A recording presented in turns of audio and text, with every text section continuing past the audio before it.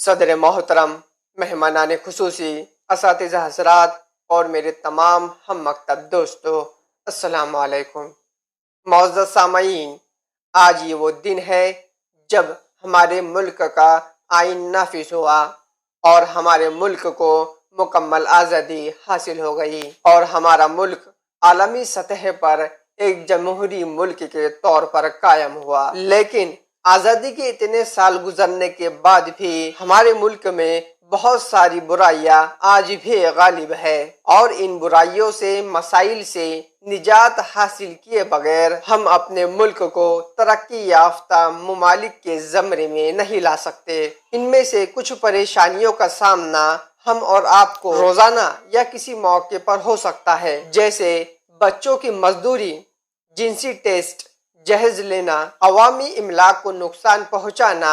قانون کی عدم میں پابندگی وغیرہ وغیرہ۔ حاضرین جلسہ، اگرچہ یہ تمام کام قانونی طور پر ممنوع ہے، لیکن ہم ان کے خلاف آواز اٹھانا نہیں چاہتے اور ایسا کر کے ہم نہ صرف ان مسائل کو فروغ دیتے ہیں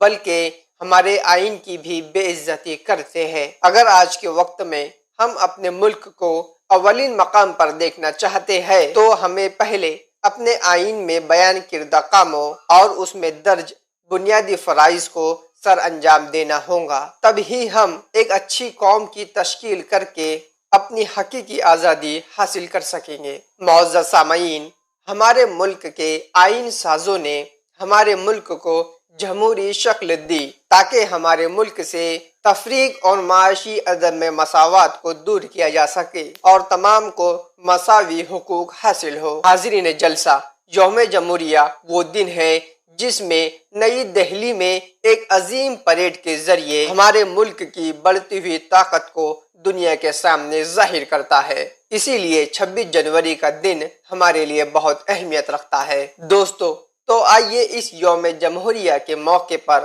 ہم سب مل کر ایک حلف لے کے ہماری زندگی میں ہم کچھ ایسا کر دکھائیں گے جس سے پوری دنیا میں ہمارے ملک کا نام روشن ہو۔ اور آخر میں اس شعر سے میں اپنے بات کو مکمل کرنا چاہوں گا کہ خدا کرے میری عرض پاک پہ اترے وہ فصل گل جسے اندیشہ زوال نہ ہو، یہاں جو پھول کھلے وہ کھلا رہے صدیوں، یہاں خزاں کو گزرنے کی بھی مجال نہ ہو، یہاں خزاں کو گزرنے کی بھی مجال